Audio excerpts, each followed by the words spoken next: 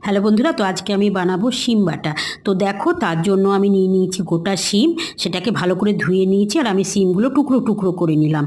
এবার আমি মিক্সির মধ্যে দিয়ে দিলাম রসুন, দিয়ে দিলাম আদা, আর দিয়ে দিলাম একটা কাঁচা লঙ্কা, আর একটুখানি জল পেস্ট করার জন্য। তো আমার দেখো পেস্টটা একদম তৈরি হয়ে গেছে। এরপর আমি কড়াই বসিয়ে দিলাম, কড়াইয়ের মধ্যে দিয়ে দিলাম সর্ষের তেল, দিয়ে দিলাম জিরের ফোড়ন, আর দিয়ে দিলাম একটা গোটা শুকনো লঙ্কা। সেটাকে একটু ভালো ভেজে নেওয়ার পর আবার একটু পেঁয়াজ কুচানো দিয়ে দিলাম।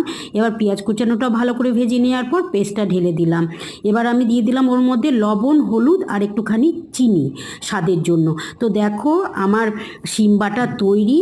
তো তোমরা এইভাবে বানিয়ে খাবে ভাতের সঙ্গে, অপূর্ব লাগবে খেতে, মুখে স্বাদ ফিরে যাবে। আর একটা শুকনো লঙ্কা ছিল, সেটা আমি ভালো করে মেখে নিলাম ওর মধ্যে। তো তোমাদের যদি ভালো লাগে তোমরা আমাকে অবশ্যই কমেন্ট করে জানাবে যে এই শিম বাটা তোমাদের কেমন লাগলো। আর তোমরা অবশ্যই এভাবে বানিয়ে